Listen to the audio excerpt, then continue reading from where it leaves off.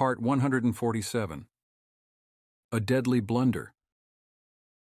The Prophet sent a number of small expeditions to neighboring tribes to invite them to Islam, as well as to destroy the communal centers of idolatry.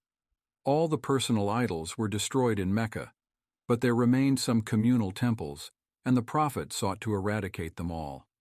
The famous idols such as Al-Uzza, Manat, and Suwa were to be destroyed once and for all. The Prophet sent Khalid ibn al-Walid to several tribes to invite them to Islam. One such tribe was the Banu Jadhima, with whom Khalid had historical tensions. Blood was spilled and his uncle was killed. When Khalid approached them from a distance, they assumed that he returned for revenge, and so they took up arms. Some of them attacked Khalid and he defended himself, which was justified.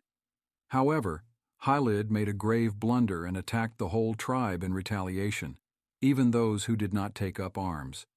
This was the standard according to tribal norms, but was strictly forbidden in Islam.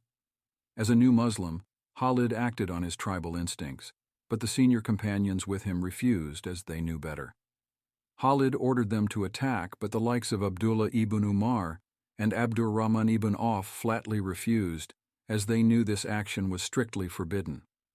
Khalid was furious at their dissent, as he was still their military commander. He spewed vile curses at them, but they held their ground. The remainder of the Banu Jadhima yielded, proclaiming, "We are Sabian! We are Sabian!" The senior companions knew that they intended to say, "We have accepted Islam," but that they were not aware of the correct vernacular. Khalid was not as well acquainted, and made the dreadful error of killing them despite their pleas. As soon as news reached the Prophet, he stood up, faced the Kaaba, and raised his hands, saying, "O Allah, I free myself of Khalid's actions." The Prophet then sent Ali ibn Abi Talib with a large amount of blood money, and instructed him to profusely apologize on the Prophet's behalf and explain the error.